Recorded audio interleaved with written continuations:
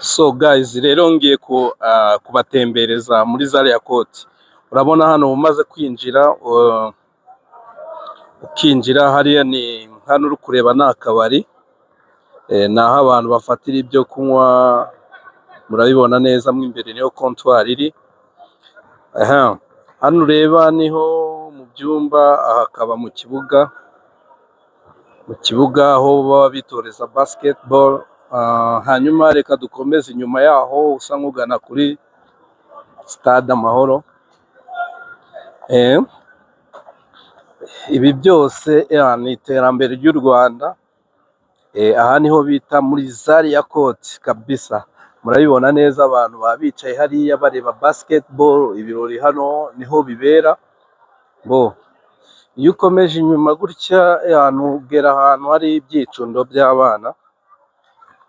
Yo guys, ubu ngubu niho tugeze fresh. Aha rero niho hazabera amarushanwa ya Kigali Breaking Festival Finals. Ku bantu bazahagera ni for free kwinjira. Nahangaha bizabera.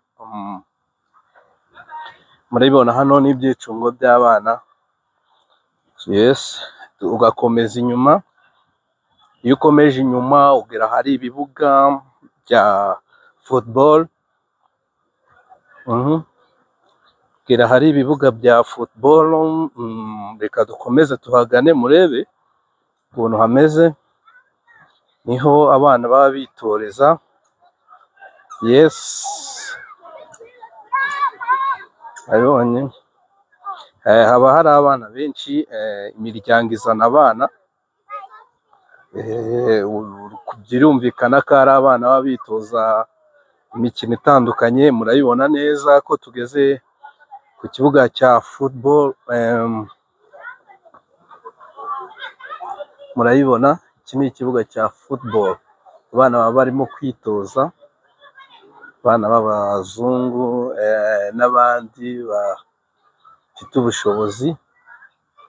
Mu by'ukuri aha niho bita muri Zaria Court.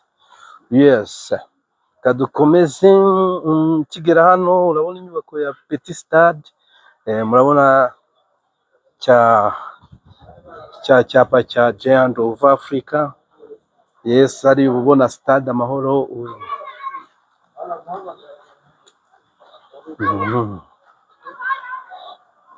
Hanyuma ubona ikibuga cyo kwitorezamo cy'ibyatsi.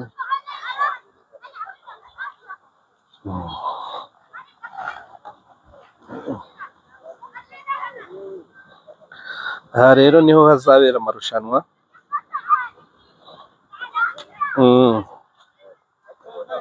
Amarushanwa atandukanye.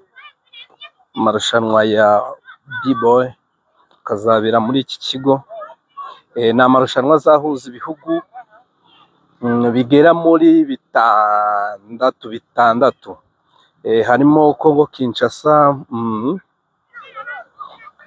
Kinshasa, harimo Uburundi, harimo u Rwanda, harimo Uganda, harimo Tanzania, harimo Kenya, harimo Abafaransa.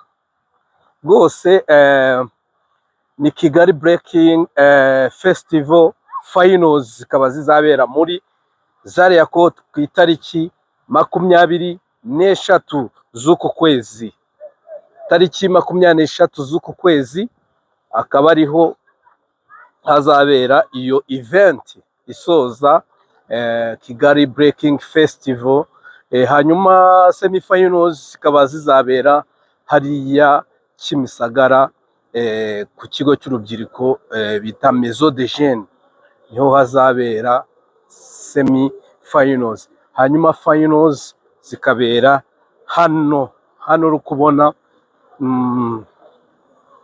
Hano uri kubona hari hano mu kibuga cya basket. Aha kuri 23. Guys, murabona ko batembereje. Dukomeje gato. Hariya mvuye niho hazabera finals. Hano akaba ari ahari pisine. Murayibona. Wow, zikaba ziri hariya. Alright,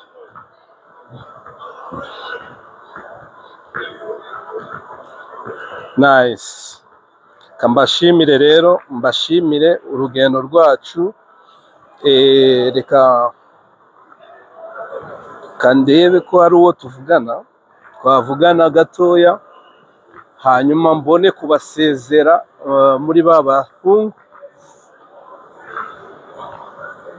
Hano niho haba ibyumba mu by'ukuri bya hoteli. Hoteli ni iyi ngiyi muri kureba. Urugendo rwo kubatembereza ni sawa cyane. Basore, murabona team yaje gukora video promo ya Kigali Breaking Cypher. Mu by'ukuri dore ngiyi, kandebe ko navugishamo babiri ndebe. Alright. 07853 MC Git. Yo, WhatsApp Gabango. Kama video nipatie yake hapo. Nitakupatia. Yo, peace and love.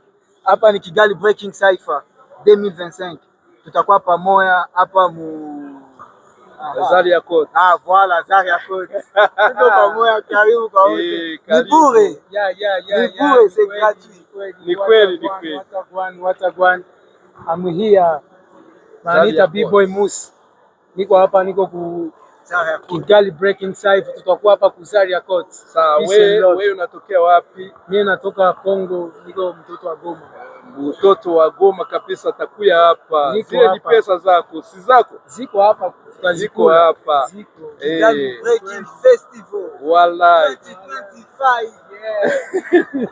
2025, ni ku itariki nababwiye. Itariki 23. Ndi kumwe na Sentema from Uganda. Anyagamba yo. Byo lunaku lwe basongako 18 paka 23. Tuli wano ku Zaria Court nalo. MC GT Abdul. Wallahi. Yali Sentema from Uganda. Ndi kumwe na B-boy from Gisenyi. Ni fresh. Witwa nde? Nitagisubize kuri 23 zabuhari. Nzabamari. Uzabakubita. Fofo yari amafaranga sizayajyana. Yari amafaranga uzayajyana. B-boy Frisk. Yo yari amafaranga nayawe. Uzabadwari cyane. Ni miliyari 500 uzayajyana. 500 bro. Azaba ari muri envelope shumi. Kandi ya envelope kuyifungura nabwo backpack yatanze. Nzabyuka saa 11 z'ijoro kugira amagere hakiri kare. Ibintu bitazancika kuko ndi muri gahunda naye ndi muri organization. Uzakubita Abanyakenya, Abakenya, Abarundi, Abagande, Abakongo. Uzabakubita? Turabakubita, turabishe cyane. Hano hari nanjye nzakubita Abanyarwanda, Abarundi, Abanyakenya, Yogera Ruganda. Yogera Ruganda, you are representing. Ngenda kuba Abakongomani, Abanyarwanda, Abanyakenya, Abarundi, tewari muzanyo. Kigali Breaking Cypher, mwana mujenga mwetegese mwana zibamta shadi spini Rusenia. Okay, hakuna mchezo, hakuna magambo. Nice kabisa. Tukaba twaturi kuri Zaria Court. Murakoze cyane, ndabasezeye. Imana ibahe umugisha w'ibyishimo.